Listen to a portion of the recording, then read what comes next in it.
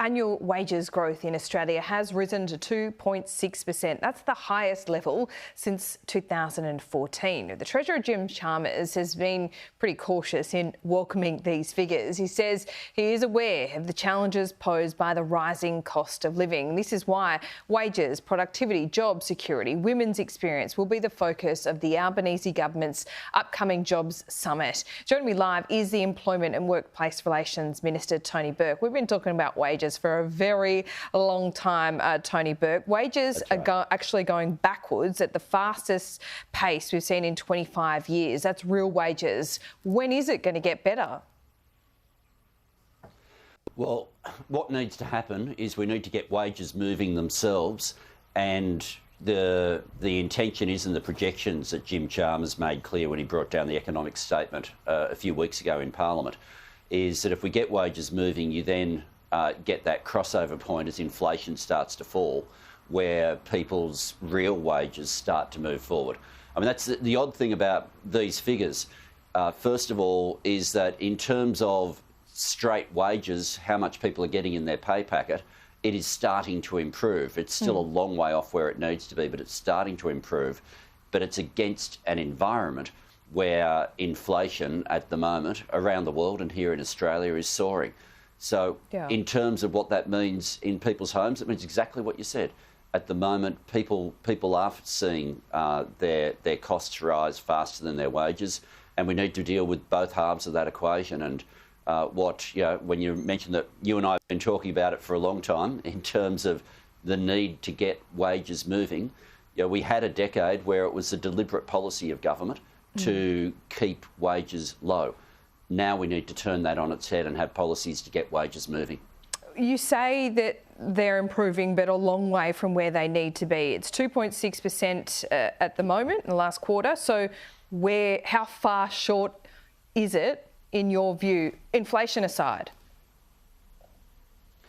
Well, inflation aside, where you want people each year to be getting ahead. Like, that's the simplicity of what you want. But if it's not 2.6%, what is it? Is it 5%? Closer to that? Well, if you take in terms of people getting ahead, the normal metric that's there is long-term inflation. There's a productivity dividend of 1% on top of that. And so where the Reserve Bank Governor has said as sort of an anchor point, not a cap by any means, but an anchor point, he's referred to 3.5 as being your long-term sustainable growth if you have inflation in its normal bandwidth between 2 and 3%. Okay. So that's what the Reserve Bank Governor has said. The principle, though, that we want, the simplicity of the principle, is that we want people to be getting ahead of where prices are at. Now, there are some areas where there needs to be movement and faster movement. Women across the board tend to be underpaid, and the pay equity gap there is real, and that needs to be addressed. That's part of what we're doing with the aged care case at the moment, is trying to get a significant wage rise there for people working in the aged care sector. So there are some areas where for those workers the need for a pay increase is significantly above what you might look at across the whole economy.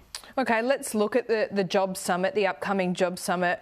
Do you know what businesses are attending? Who have you extended an invitation to? And how did you decide in which businesses would be attending and which weren't?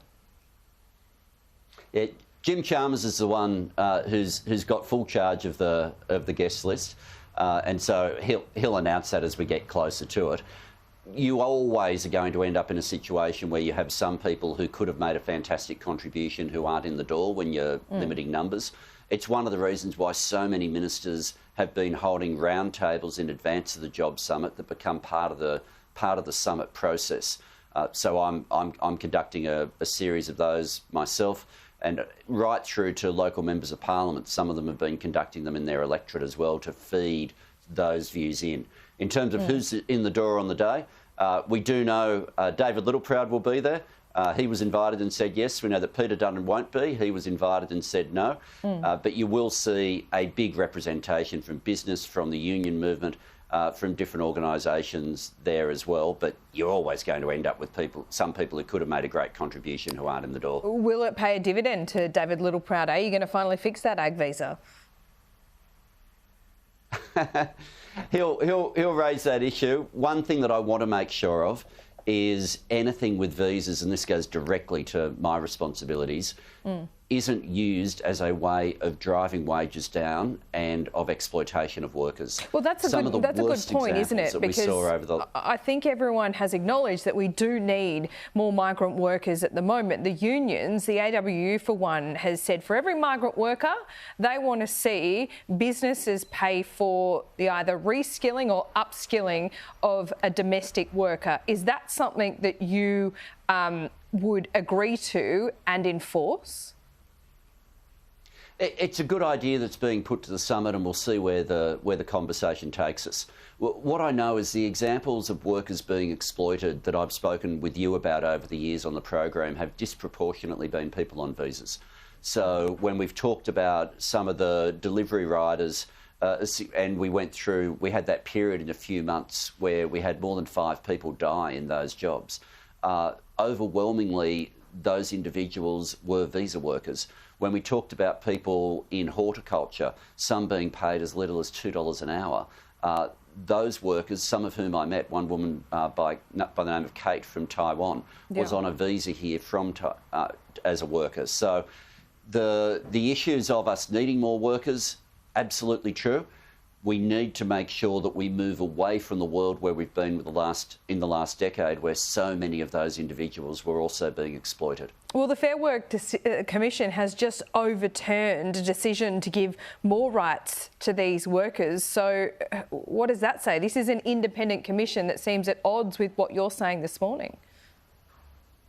Oh, not at all. If you have a look at that decision from the Fair Work Commission, it's really interesting because they've acknowledged that the circumstance of the worker they were talking about, that worker's treatment was, this is the words of the Commission, harsh, unjust, unreasonable.